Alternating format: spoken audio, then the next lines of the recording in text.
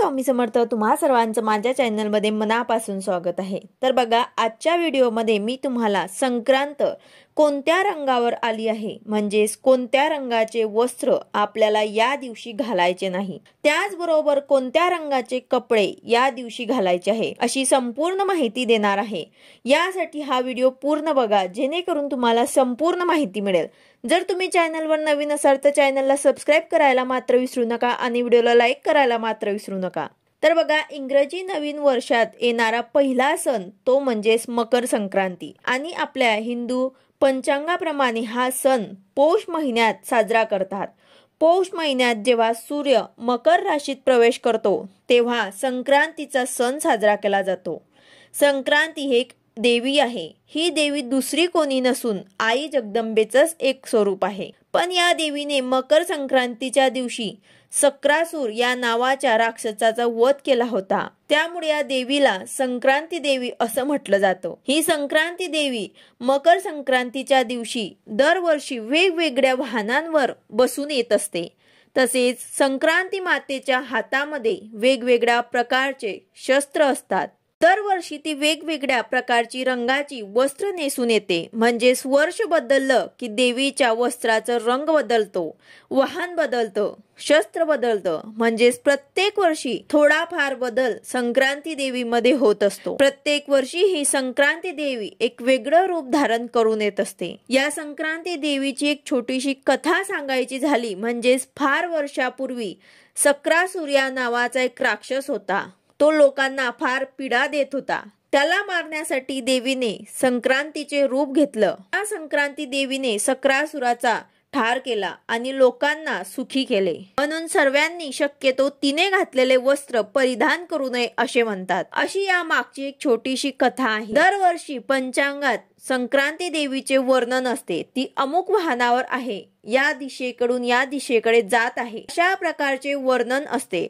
तर ते सर्व वर्णन या देवीबद्दल असते. त्याचबरोबर संक्रांतीच्या दिवसापासूनच वातावरणामध्ये हळूहळू बदल दिसायला सुरुवात होते. संक्रांतीचा सण येण्याआधी वातावरणामध्ये खूप गारवा असतो, थंडी असते. पण मकर संक्रांतीपासून हिवाळा हा कमी होऊ लागतो. म्हणजे शरद ऋतूंच्या प्रस्थानाची वेळ सुरू होते आणि वसंत ऋतूचे आगमन सुरू होते. म्हणजेच मकर संक्रांतीच्या दिवशी सूर्य एका राशीतून दुसऱ्या राशीमध्ये प्रवेश करतो. या दिवसापासून उत्तरायण चालू होते. म्हणजे जेव्हा पृथ्वी सूर्याभोवती फिरते तेव्हा वर्षातला काही भाग सूर्य पृथ्वीच्या उत्तरेकडे थोडासा झुकलेला दिसतो आणि उरलेला वेळ सूर्य थोडासा दक्षिणेकडे झुकलेला दिसतो. यालाच उत्तरायण किंवा दक्षिणायन असं म्हणतात. आणि आपला भारत देश हा उत्तर गोलार्धात येत असल्यामुळे सूर्य उत्तरायणात असताना आपल्याला जास्त सूर्यप्रकाश मिळतो, जास्त वेळ असतो. अंधार आणि रात्र ही कमी वेळ असते. म्हणजे संक्रांतीच्या दिवसापासून दिवस जो आहे तिळातिळाने मोठा होत जातो आणि रात्र जी आहे ती थोडीशी छोटी होत जाते. म्हणजे इतके दिवस रात्र मोठी होती आणि दिवस लहान होता. पण या दिवसापासून हळूहळू दिवस मोठा होत जातो आणि रात्र ही लहान होत जाते.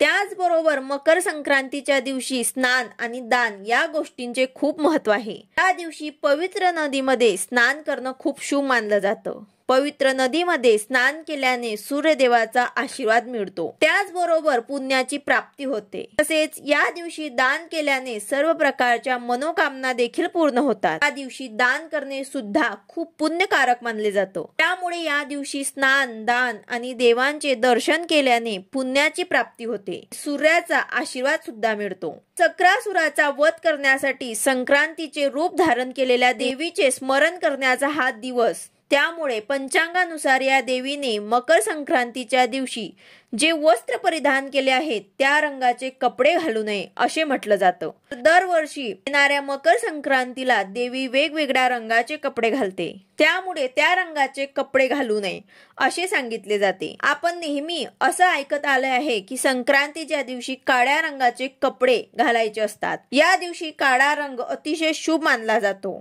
या वर्षी 2024 मध्ये योगायोग म्हणजेच या दिवशी संक्रांती देवीने काळ्या रंगाचे कपडे परिधान केले केले आहे, तर आपण हा रंग वर्ज करायचा का असा प्रश्न अनेक जणांना पडलेला असेल. आपल्या हिंदू धर्मामध्ये प्रत्येक सणाला काळा रंग हा अशुभ मानला जातो.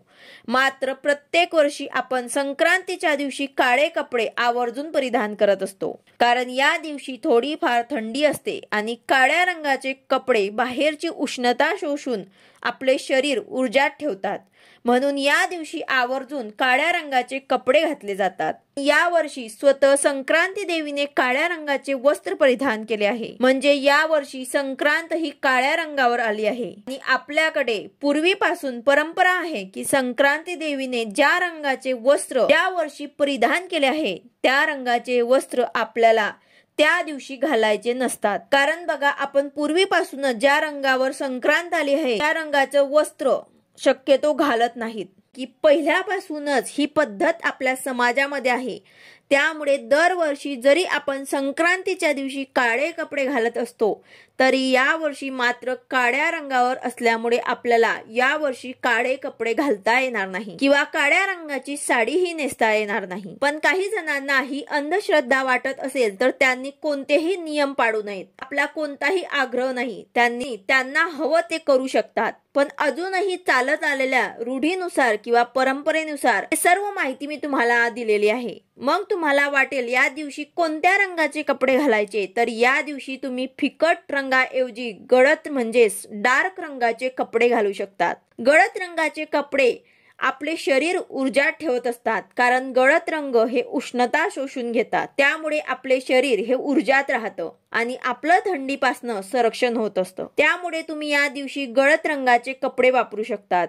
मग त्यामध्ये तुम्ही लाल, गुलाबी, हिरवा, पिवळा अशा कोणत्याही गडद रंगाचे कपडे घालू शकतात. फक्त काळ्या रंगाचे कपडे किंवा स्त्रियांनी काळ्या रंगाची साडी या दिवशी चुकूनही नेसू नका. तर अशा प्रकारे आजच्या व्हिडिओमध्ये मी तुम्हाला संक्रांत कशावर आली आहे, कोणते वस्त्र तिने परिधान केले आहे, त्याचबरोबर आपल्याला कोणत्या रंगाचे कपडे घालायचे नाही किंवा कोणत्या रंगाचे कपडे आपल्याला घालायचे आहे याबद्दलची बरीच माहिती मी तुम्हाला आजच्या व्हिडिओमध्ये सांगितलेली आहे. व्हिडिओ आवडला असेल तर लाईक करा, शेअर करा, सबस्क्राईब करा. भेटूया अशाच नवीन व्हिडिओ सोबत. श्री स्वामी समर्थ.